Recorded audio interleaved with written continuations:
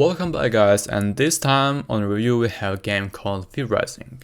The central gameplay loop of vrising is pretty interesting and satisfying. Acquire resources, upgrade your gear and castle, hunt new bosses to unlock new spells, abilities, forms and recipes, and repeat. If you're willing to tolerate the grind, if you want to play offline with the custom settings that reduce the grind, you'll enjoy the gameplay. Some have likened it to Diablo or PoE. Given that it's WSD, I'm not sure I really see the comparison.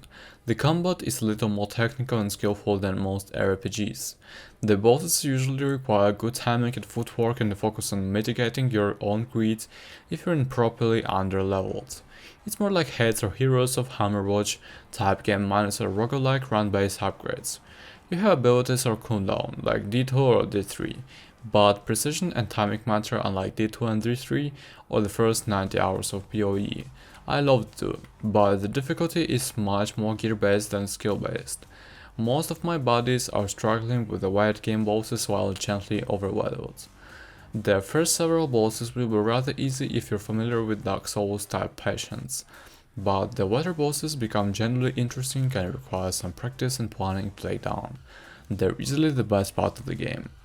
vrising is entertaining, but you need to understand that the given playthrough in online or in default server settings is 90% grind and 10% gameplay. The first 10 hours of playthrough communicated poorly, they're consistently fun. You're upgrading your gear and abilities with solid pacing, and it takes an hour of play to acquire the resources you need to upgrade that gear once you unlock the needed recipes. Each time you acquire a new ability, it's fairly likely you'll feel significantly more powerful and more able to collect the resources you like without worrying about the ads of gearing them. The most frustrating grind during this stage of play is acquiring enough stone and wood to wall in your castle to maintain a decent little workshop while keeping out the sunlight. Eventually, each tier upgrade for loot is much grinder than this. Once you're about 20 hours in, you have the sum of, if not the best abilities in the game. Bosses at this point essentially only guard receipts. Once you get to the second to last tier of weapons and ammo, the resource grind slows to halt. You have to run the most efficient routes for hours to outfit yourself, much less a team. The novelty and excitement of getting what were previously rare items totally fades by the time you finally get a tiny stat upgrade. Most of my friends lose interest here, and I was left playing the game largely solo. It's fair to say that a good number of people that would have enjoyed this game if there was set up a roguelike become sick of the grind. Both fight right you. When the progression still feels fun, the bosses will be a bit underwhelming. When the bosses start getting fun, the progression feels underwhelming. Grind. Are you telling how many times I've said the word yet? I think that grindy games are fun if you spend no more than half of your playtime grinding, and if your grinding presents varied areas, enemies and experiences that are relatively equally viable. This isn't that. There's often one or two areas that are by far the best for acquiring your most needed resource, leading either boring repetitiveness or acceptance of subpar farming routes in the game demands on a bunch of farming.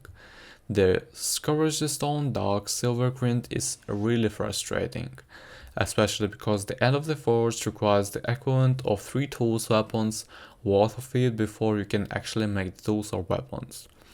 You need a haunted forest down to the monastery a dozen times to get what you need. You'll be able to farm these areas like the back of your hand. The challenge, novelty, and intrigue will be gone. On the business side, it seems Stunlock isn't really to be trusted as a developer either. They've abandoned 2 different early access titles already, and they've added expensive supported DLCs to this game without having released a major update in 10 months. This is good news in that old guides still apply if you're looking to learn the optimal routes and strategies in the game. This is bad news if you're expecting this game to become much more than it already is. At the very least, this game is already well worth $20 as it stands. My suggestion, pick this game up. The best moments are too entertaining to pass up what it already offers for $20, but don't play online. Play a private server with custom settings with friends or solo. Make resources twice as abundant and receives half of expense. Honestly, maybe even make receipts a third or fourth of expensive. Don't touch combo difficulty. Make it harder if you're in second playthrough or perfectionistic. Some of these bosses are so well designed that they're worth learning to no hit. Enable the fast travel network to be always active. Even if your carrying cannot be teleported items, maybe put this one off for a second playthrough if you love the feeling of explorations. So, if you really must play in this it's full, grind the glory, your second playthrough will always be waiting for you.